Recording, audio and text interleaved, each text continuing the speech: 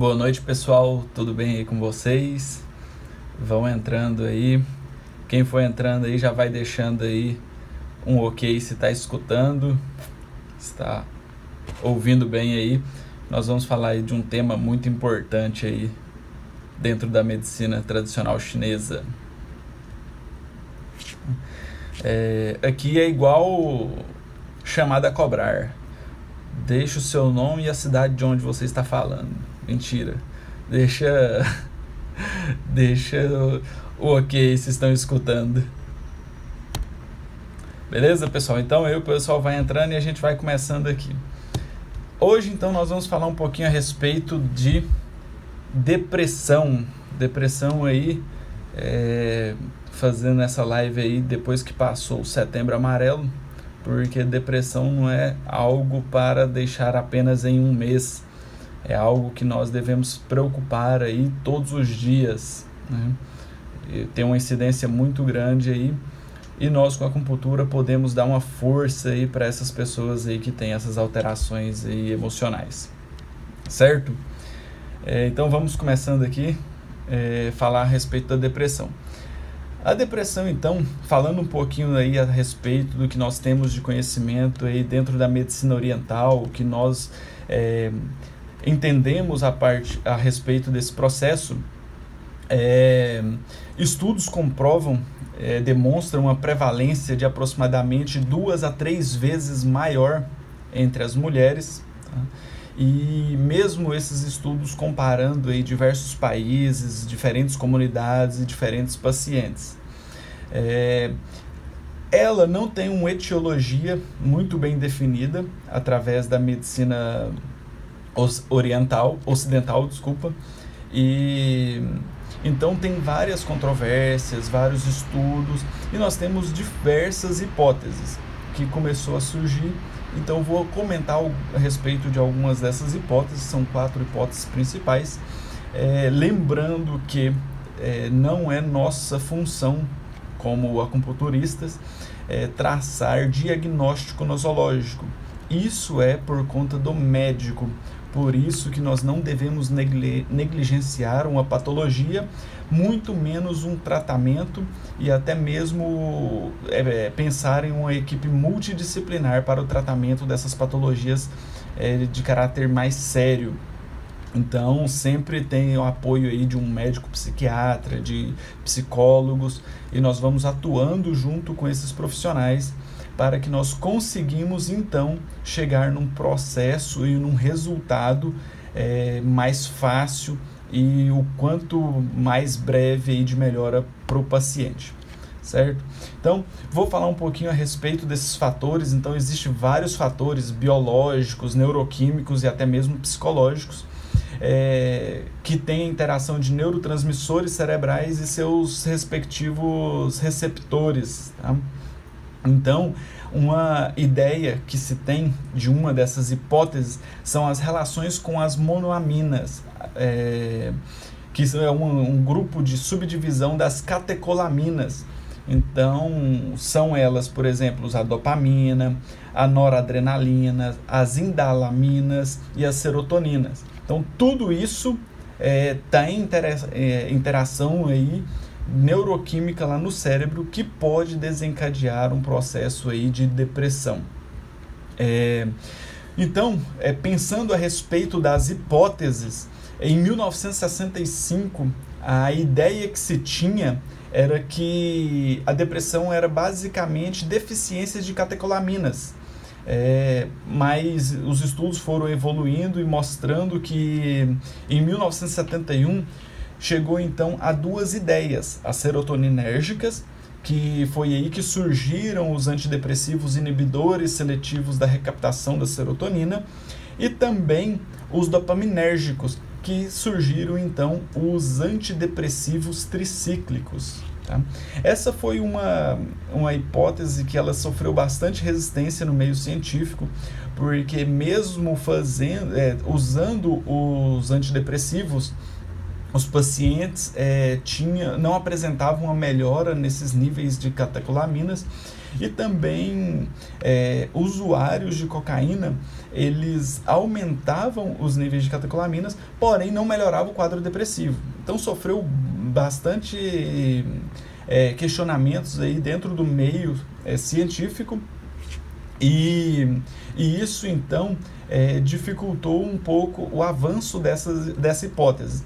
Então surgiram novas hipóteses através dos receptores dos neurotransmissores. Então, uma alteração dos receptores beta-adrenérgicos pós-sinápticos e também uma neuroanatomia. Então, eles descobriram que alguns pacientes com quadros depressivos, eles apresentavam alteração de regiões cerebrais com diminuição do volume e uma redução do metabolismo nessas regiões.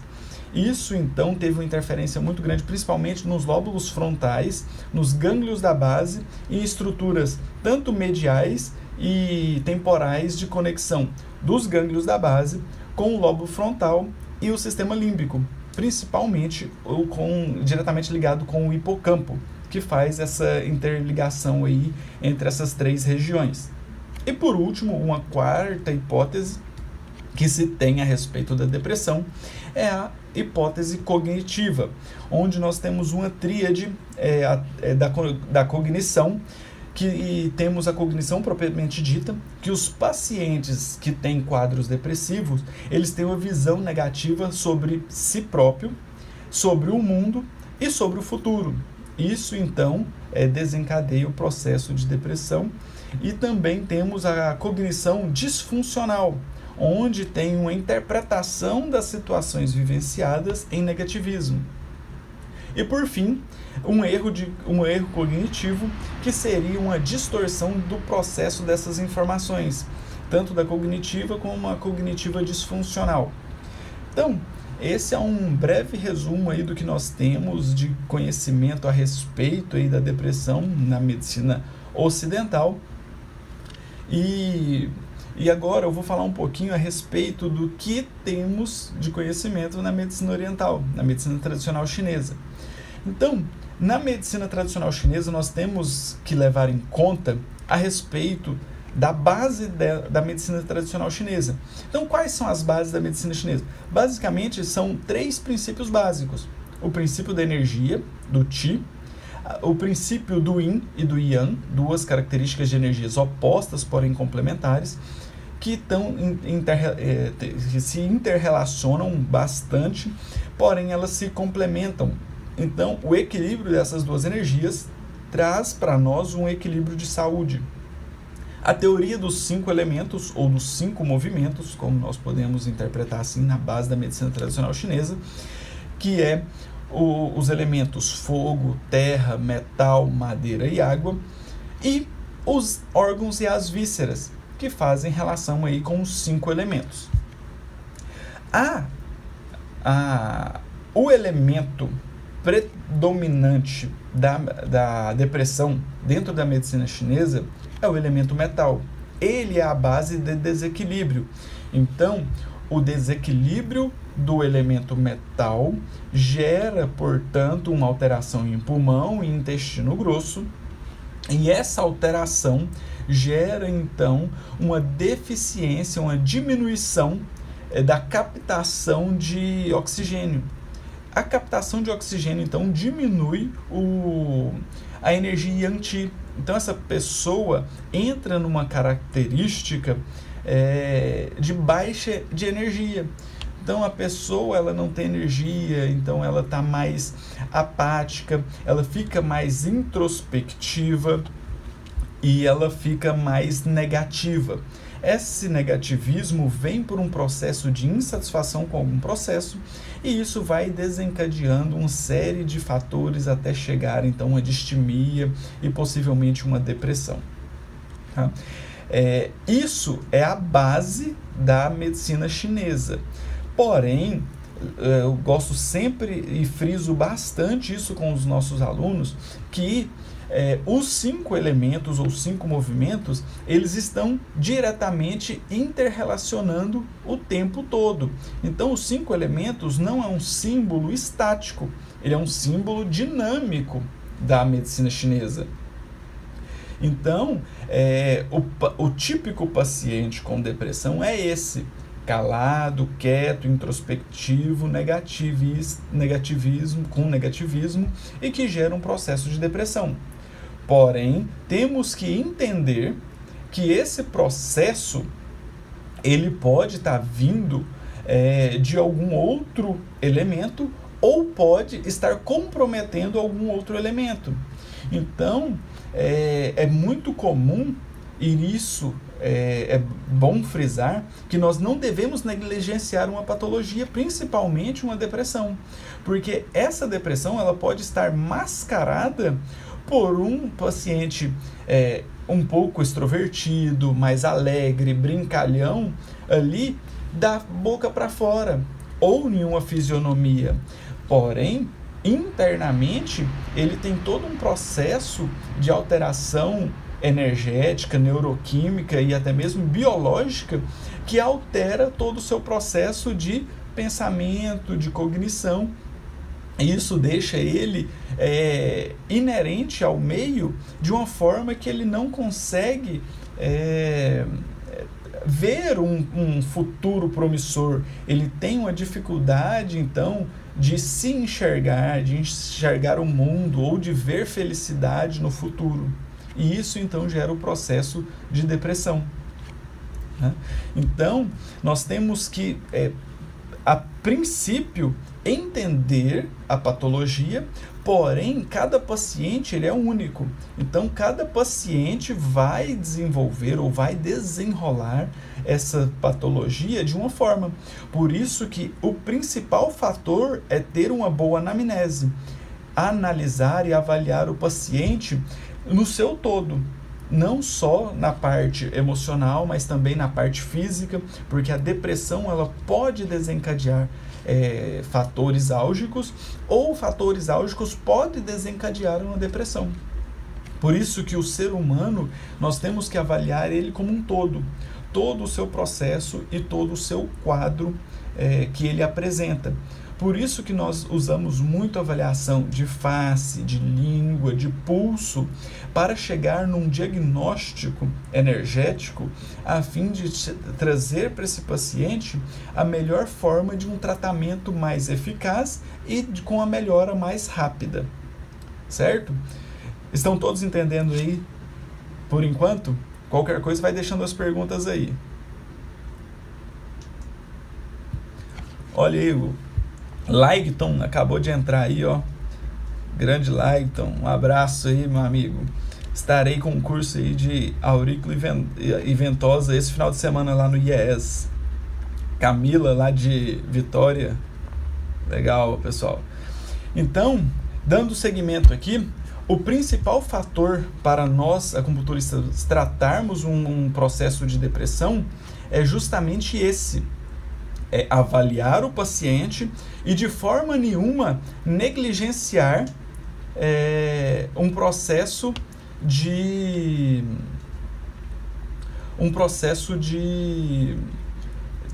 tratamento ou até mesmo da própria patologia. Tá?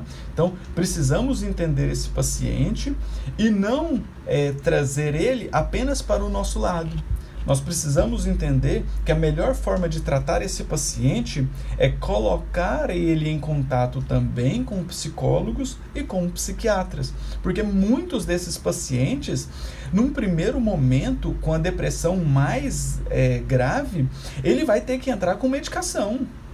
Para essa medicação, dar um up e nós entrarmos com a acupuntura e auxiliar esse processo, até chegar num processo aí que o psiquiatra vai começar a fazer o desmame e nós conseguimos, então, melhorar a qualidade de vida e o bem-estar desse paciente. Assim, associado também com os psicólogos, tá? Outro fator bastante importante e que vale levar em consideração são algumas alterações que isso pode ocasionar nos pacientes com quadros depressivos. Existem pesquisas que mostram que quadros depressivos eles podem apresentar uma inversão da musculatura do diafragma. Então, durante a inspiração, quando nós puxamos o ar Para o pulmão ter uma expansão e gerar uma pressão negativa, e essa pressão negativa fazer com que o ar entre para os brônquios captar o oxigênio e liberar o gás carbônico, a musculatura do diafragma desce, né, aumentando ali o gradil costal e aumentando o volume do pulmão para que esse ar se adentre, para ocorrer as trocas gasosas.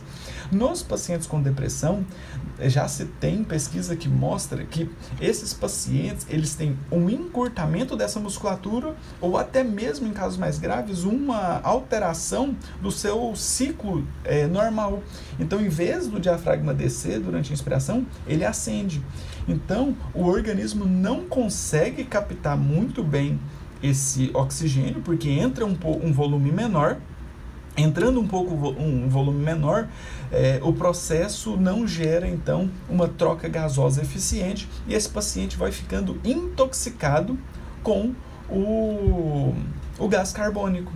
E esse processo de intoxicação com gás carbônico altera estruturas cerebrais que diminui a captação e a recaptação de serotonina, gerando, então, quadros de depressão. Associado a isso também, nós temos que a musculatura do diafragma, quando ela faz o movimento durante a inspiração que ele desce, ele comprime as vísceras abdominais e dentro dessas vísceras nós temos o intestino grosso que faz uma relação aí de paracoplado juntamente com o pulmão do elemento metal, e esse movimento do diafragma melhora o peristaltismo, favorecendo então a eliminação das fezes. Então, diminui ali a constipação intestinal, auxiliando esse processo de contração ali do intestino grosso, fazendo com que tenha a eliminação das fezes e melhora, portanto, da reabsorção de nutrientes, que é feito pelo intestino grosso, e de líquidos orgânicos também. Então, todo esse processo também gera uma alteração neuroquímica, porque a base de formatação da serotonina inicia no intestino grosso. Tanto é que muitos autores consideram o intestino grosso chamando-o de segundo cérebro, porque ele tem uma importância muito grande aí nesse processo de auxílio das bactérias, das bifidobactérias que estão no intestino, que elas auxiliam então todo esse processo e pega a matéria-prima e manda para o cérebro para ela ser convertida então em serotonina. Tá? Então esse processo também desencadeia um processo de depressão. Então nós conseguimos observar que os chineses, falando isso há 7 a 10 mil anos, nós temos então quando eles nem entendiam muito bem o que eram órgãos e vísceras na sua própria estrutura. E eles já falavam que um paracoplado pulmão e intestino grosso fazia essa correlação com um processo de uma emoção chamada tristeza. Tá? E o outono, que é o período, a época do ano em que se apresenta com a maior secura, ela dificulta também o processo de respiração e também prejudica o intestino grosso nesse processo. E isso também desencadeia um processo de depressão. Tanto é que em países mais frios, nós temos muito incidência de quadros depressivos justamente por conta desse processo do clima interferindo no corpo físico. E o metal tem essa característica, né? Qual que é a característica física do metal? O metal ele é frio e duro, então ele tem uma consciência, um temperamento do elemento metal, é esse temperamento mais introspectivo, mais fechado, mas isso em equilíbrio vai gerar no paciente um processo de sabedoria, porque ele pega uma informação, essa informação ele leva para uma característica de introspecção, pensa a respeito dela, e isso gera um processo evolutivo de sabedoria, de autoconhecimento.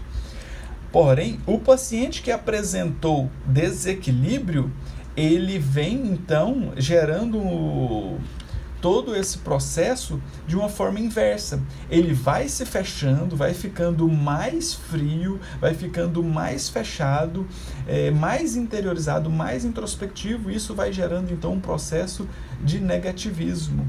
Isso então é uma porta de entrada para um quadro depressivo. Certo, pessoal? Então, pensando a respeito de todas essas características, nós vamos entender um pouquinho a respeito de como tratar esse paciente. Então, primeiramente, antes de mais nada, nós precisamos avaliar nesse paciente a característica do seu intestino grosso. E sempre nós perguntamos aos pacientes como que está o funcionamento do intestino. E a maioria dos pacientes fala, não, meu intestino é normal. E eu sempre retorno a pergunta para ele, mas o que é realmente normal para você? Porque muitos pacientes falam, não, meu intestino é normal, eu faço a cada 3 dias, de 2 em 2 dias. Teve paciente que falou que faz 1 vez por semana, e para ele isso é normal, porque ele faz assim desde que ele nasceu, desde que ele se entende por gente. E não é normal. O normal do intestino é realmente o funcionamento todos os dias.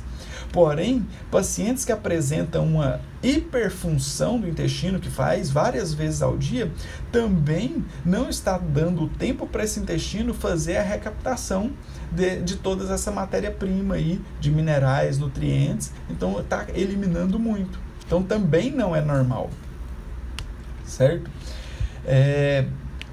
Então, a principal ideia é ver como que está a função do intestino.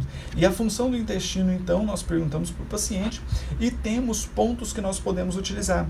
Pontos como o IG4, que fica aqui entre o primeiro e o segundo metacarpo na mão, ele é um ponto que melhora o peristaltismo do intestino. E também temos o ponto IG11, que melhora o calor no intestino. Às vezes o intestino apresenta uma grande quantidade de calor e esse calor então resseca muitas fezes, diminui o processo de evacuação. O IG11 fica ao final da prega do cotovelo do lado lateral, tá? No epicôndilo lateral ali. Partindo dessa primeira ideia de verificar o intestino, nós precisamos ver como que esse paciente respira. Esse paciente tem uma boa capacidade respiratória, ele faz alguma atividade física e se cansa muito fácil. Então, são sinais que apresentam que a capacidade respiratória dele não está tão boa. Também podemos avaliar a musculatura acessória. Podemos analisar se ele usa muito musculatura acessória para respirar. Por exemplo, peitorais, esternocleidomastoide. Tudo isso, num paciente que respira mal, ele aumenta o tônus dessa musculatura. Então, geralmente, ele é um paciente que eleva os ombros e ele pode ter uma rotação interna de ombro. Aquela pessoa bem curvada, com rotação interna de ombro, é o típico de uma pessoa que não consegue respirar direito. Também podemos analisar através da respiração abdominal. Ver se esse paciente, quando ele inspira, que ele puxa o ar, se ele levanta o abdômen. Se ele consegue levantar o abdômen, é porque o diafragma está fazendo o movimento descendente, abrindo a caixa torácica para o ar entrar. Então ele comprime ali as vísceras e aumenta um pouquinho o volume abdominal. Alguns pacientes, quando você pede ele para respirar, você vê que ele respira só aqui, na caixa torácica, só aqui em cima. O ar entra só aqui na caixa torácica, mas ele não tem uma expansão abdominal. Isso mostra que o diafragma está encurtado ou até mesmo com a inversão diafragmática. Certo? Então podemos utilizar 5 pontos que promovem a liberação diafragmática, que são pontos que pega aqui um ponto logo abaixo do processo xifoide, aqui, tá? Uma agulhinha, 4 dedos na lateral, margeando as últimas costelas, nós então fazemos todo esse processo de puntura.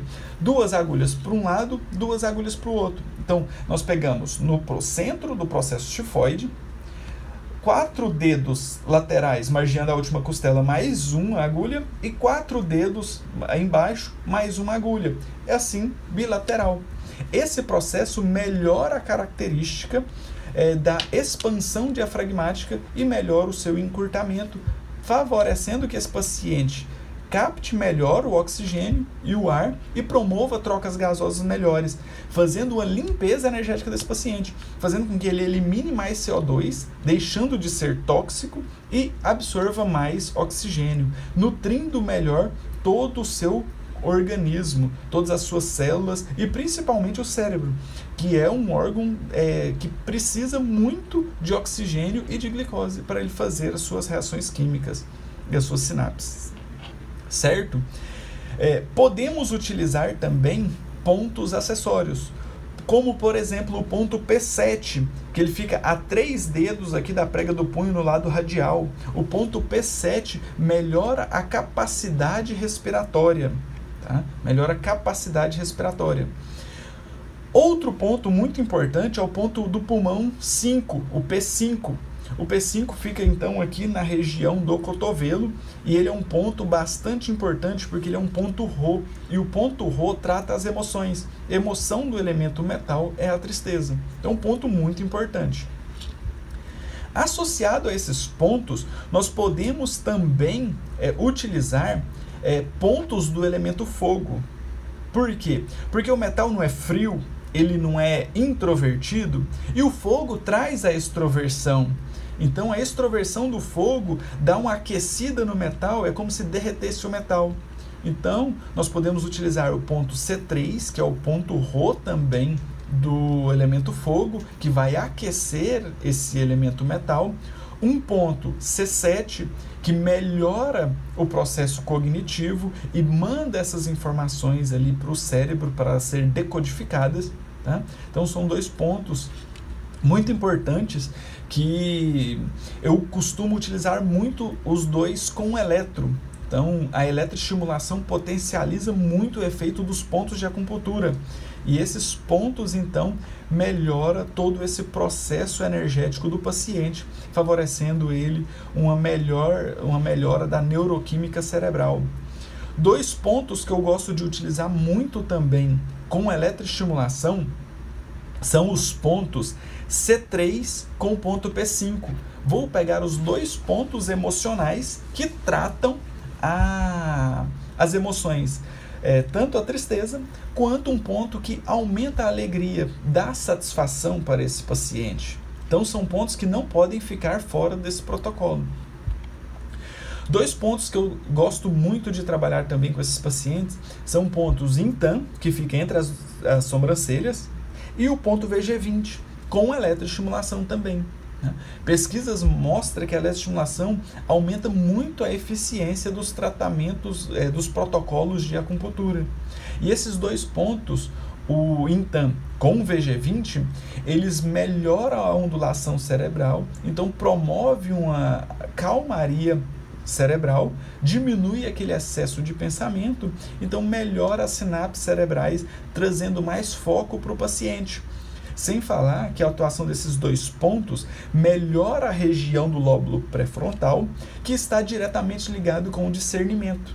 Então, o discernimento para um paciente que tem depressão, que não consegue ver pontos positivos em si mesmo, que só consegue ver coisas negativas a respeito de si, do mundo e até mesmo do futuro, é um ponto que auxilia muito nesse tratamento.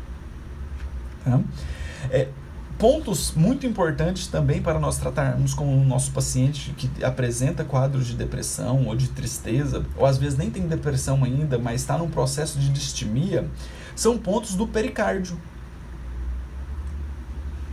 Pontos do pericárdio auxiliam e protegem o coração contra as emoções. Então nós fortalecemos um elemento que consegue proteger o coração, para ele não sofrer todos aqueles sintomas que o paciente depressivo sofre, que pode se desencadear por diversos fatores.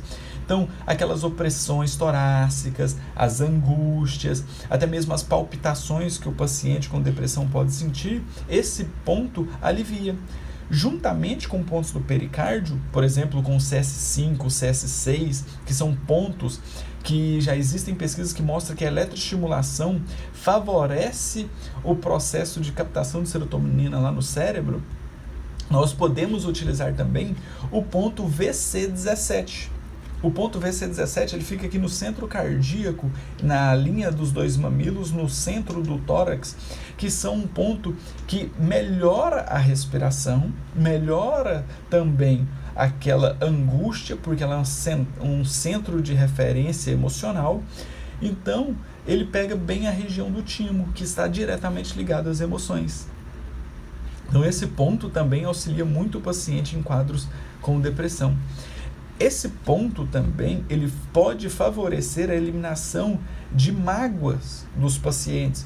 Por isso que às vezes, em determinados momentos, você utilizando esse ponto, você utiliza ele e o paciente pode vir a chorar durante a sessão. E você pergunta para ele por que ele está chorando, ele responde que ele não sabe, só deu vontade de chorar, porque ele é um ponto que libera emoções. Tá? Esse ponto, Mariluce, não costuma utilizar eletro, porque ele pega na central cardíaca, e na central cardíaca nós não utilizamos eletroestimulação, tá? Nessa região, não usamos eletrodos aqui nessa região cardíaca, tá? Então não utilizamos eletro em VC17, mas em regiões distais, tá? Então, todo esse processo aí auxilia muito no paciente que apresenta depressão. Tá?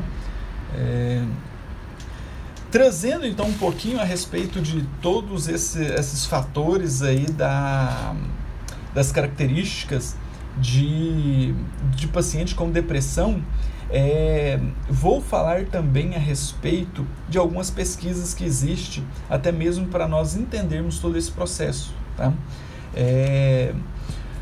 Existem pesquisas que mostram que o efeito da acupuntura ela não é superior aos efeitos medicamentosos.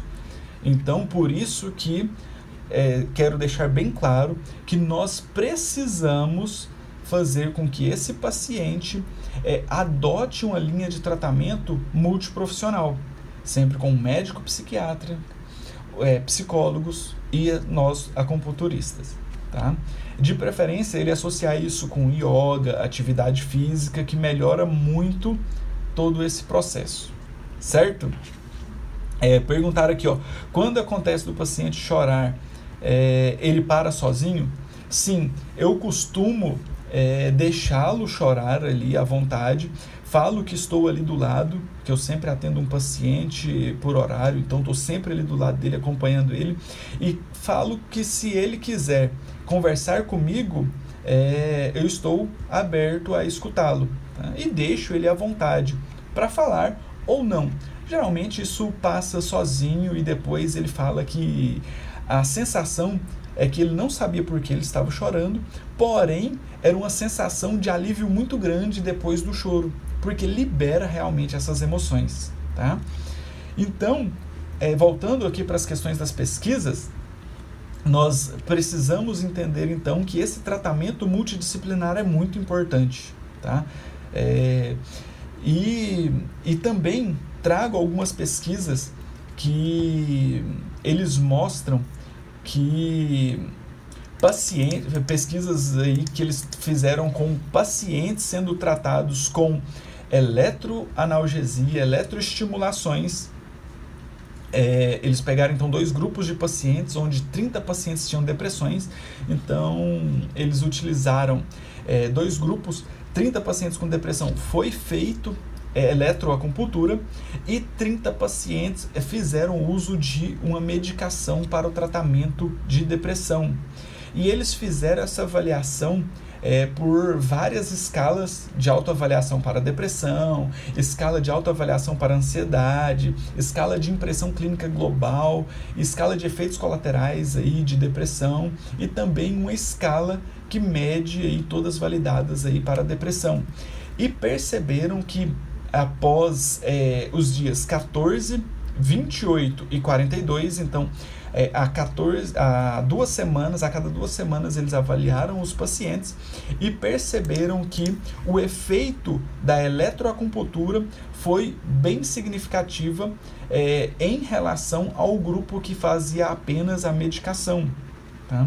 Então essa pesquisa depois eles fizeram ela associando as duas técnicas, e o efeito dela foi muito melhor associando tanto a medicação quanto a acupuntura.